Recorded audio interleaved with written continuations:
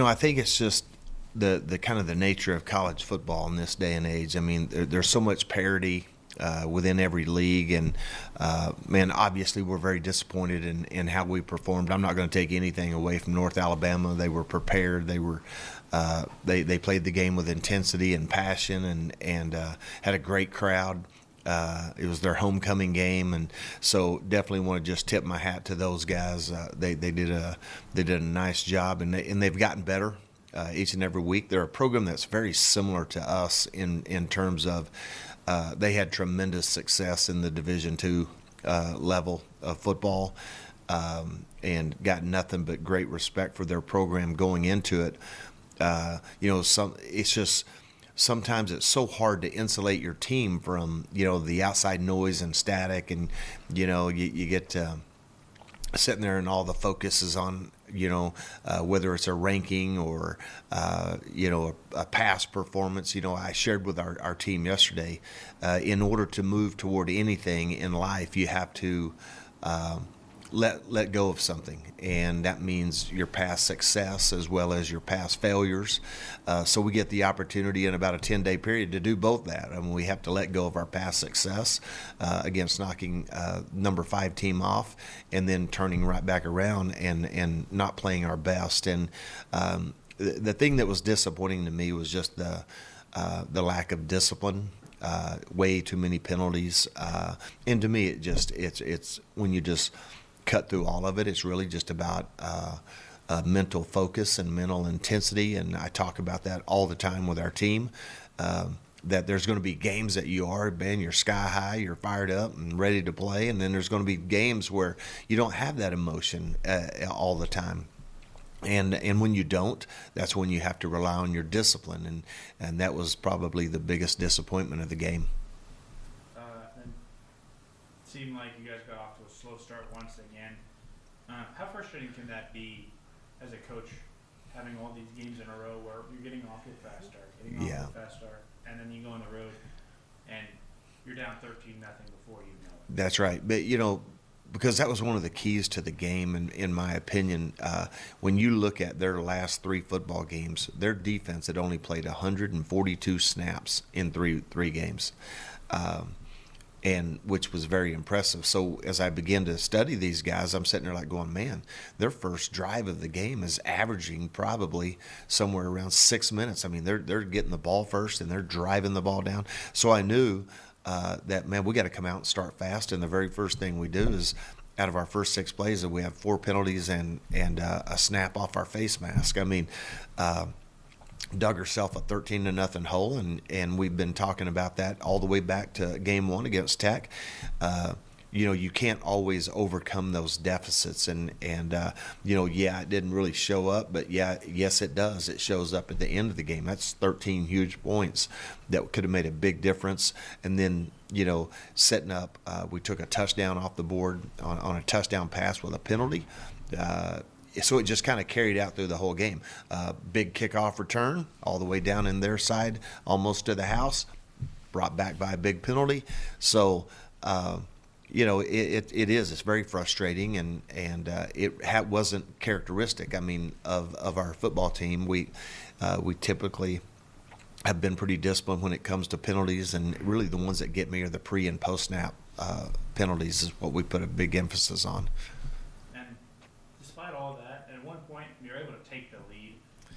What kind of momentum does that show to your team that, hey, even though we're down really early, we can still have enough to come back and take a lead in one? Yeah, I thought we had leveled the boat. When it went back to 20-20, that's when I thought, okay, here we go. We started playing really well on defense, and we kind of seemed to settle in offensively there for about 4 consecutive series on both sides of the football. Liked the way that things were going, thought we had it flipped, and then come out in the second half, and it went right back to the way we started. And what that shows me and tells me is that, because what happens when you're and again, this is totally my responsibility. I mean, I'm the head football coach. I'm accountable. I got to get my guys ready to play, and and whatever that takes. And so what happens a lot of times when we're not ready to play, and you show up like that, and all of a sudden you get a little bit of a burst of, oh my goodness, man, we got to get this thing going. But it's hard to sustain that when you have a lack of mental intensity and a mental focus to play for 60 minutes and then some. So, and again, I get it. The season, these are everyone. Seasons are long, and man, there's ups and downs and highs and lows, and really the key for us is how do you respond? Because this is really the first time where I felt like we've come out and we knew that was a poor performance. Our coaches know it, our players know it. Now what do we do about it? And I mean, it was a shootout offensively, but what kind of defensive struggles did you see during that game? Yeah, I mean, we were playing very well, and then all of a sudden it's just like we just let our guard down. We've had that all year long, but not to that magnitude where I feel like that, man, we're playing really well for 4 or 5 series, and then it's just like, well, I mean, what happened, you know? And it's we kind of drift in and out sometimes mentally, and I'm focusing on, okay, what can we do to those mental lapses? You saw it with 27 seconds to go against Utah Tech. You saw it with the first drive of the second half. You saw it with the last 2 drives of the game. I mean, these guys got 160 yards of offense at halftime, and man, I felt like that we had. Really had leveled the ship, you know, a little bit, and then come out the first series and just didn't even make them sweat. They drive right down the field and score, and in the last 2 series of the game, they have almost 200 yards of offense. I mean, we just got to be better than that. But again, I point back to you know, what's the difference? You know, what's the difference in those 4 or 5 series in the middle of the game where you go, oh man, we got to start playing with some intensity here. But it's hard to sustain that when you're not prepared and you're not ready to go, and that's on me. And despite all of that, you still have 2 running backs that both have 90 yards, almost 100 yards.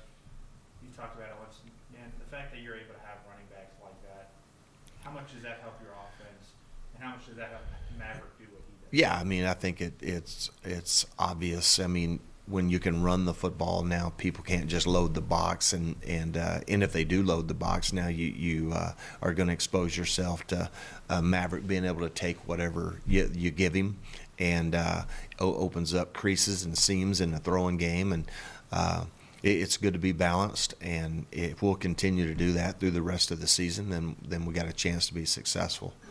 And penalties, you talked about already a little bit, but I mean the difference, 13-3. How tough is it to win a ball game when you have 10 more penalties than the other? Well, it's hard to win, period. And on the road is even that much more difficult. I mean, and you know, like, it was nothing that we didn't expect. I mean, we talked about it all the way from Sunday, putting the Central Arkansas game to bed, and being able to, I think, where I think we are as a football program is now, when you're ranked like that, you have to understand you're getting everyone's best shot. They're going, and you have to match that intensity every single week, and you know, to me, you take that as a growing and a learning experience. It's the first time that we've been in that situation since obviously since I've been here. And man, you just take it and you learn from it, and you just go, look, you're going to get everyone's best shot. And it's different when you're the one chasing everyone, and you're the one, which has been year one and 2. Now all of a sudden, man, you have success in your first 6 football games. You get recognized by that in the coaches poll as well as other polls.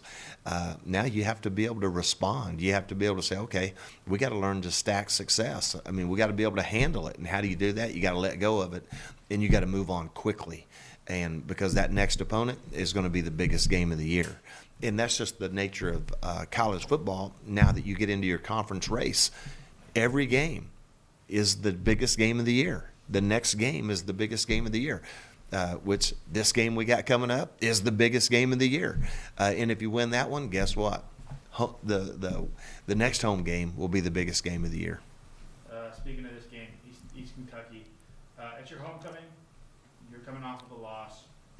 Talk about just the momentum that kind of brings of, all right, we got punched in the mouth, let's respond here. Yeah, I mean, in front of our home fans, especially on a homecoming. That's right. What's in a man comes out of a man. I think you're going to see what's going to come out of our football team. You're going to, your true character is going to be revealed. How we respond to, like you say, getting punched in the face, and I know how we're going to respond. I know this team. I know what's inside of them. I know all the hard work and everything that they've put into it. We got nothing but respect for Eastern Kentucky. They're a team that just they don't make a lot of mistakes. They're just sit there and very disciplined, play the game, play within the framework of their system on both sides of the football, well coached, and you can't beat yourself. And I mean. Which goes right back to when you take the penalties, and we have 2 turnovers. We were, I believe, minus one again in the turnover ratio. You can't do that on the road. You can't do that in conference play, period, home or away. So all those things just stacked up against us, and we got to fix it. And I know how our players are going to respond. And then just coming back home, talk about how nice that'll be, especially coming off of a loss. Being able to have home crowd behind you, it's homecoming, kind of comfortability. How important is that after a tough loss that It is big. I mean, you're home. It's obviously when you go on the road and you go on the road for to a new place for the first time, you really don't know what to expect. I mean, and there's challenges from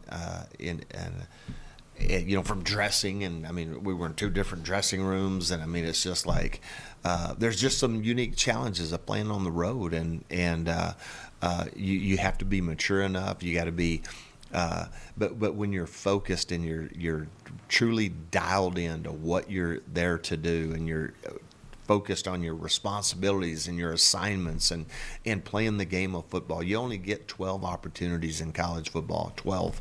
And to be able to do what? To have an opportunity to earn that 13th chance to go play again. So you got to make every single one of them count. So it'll be good to be home. We need a big crowd, the excitement, just like we had at the Central Arkansas game, and we fully expect that. And we're going to come out and we're going to play well.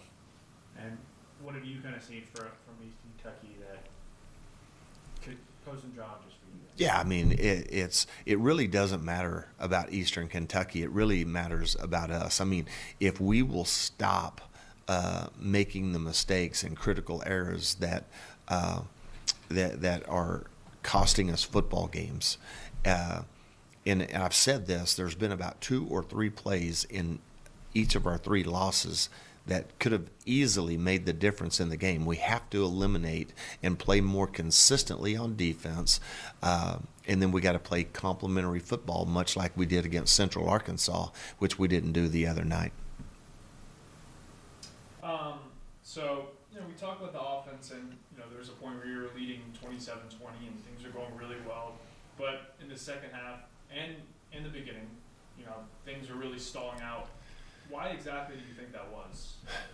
I don't know how else to say it other than we were not mentally focused. We didn't have the mental intensity. Football game is a game of passion, and you have to play the game with passion. And I just felt like we were sleepwalking in the beginning. I felt like that we were got it going a little bit, and then we fell right back into sleepwalking again. And you just can't play like that. And when another team is excited, and that you can tell they're, just the opposite of that. So it's not like it's some secret or anything like that. And I've said this, multiple times that, what, my responsibility as the head coach is to make sure that our guys are prepared and ready to go. And so therefore I'm constantly looking at how do you insulate your team from all the outside noise and all the static from the outside and listening to people. You've got to get your guys to where they listen to what you tell them, and they have to understand, we've been doing this for a long, long time. And, it's you can tell them, but you got to find a way to reach them is the key. And obviously penalties were a huge issue in this game. How are you going about correcting that this week?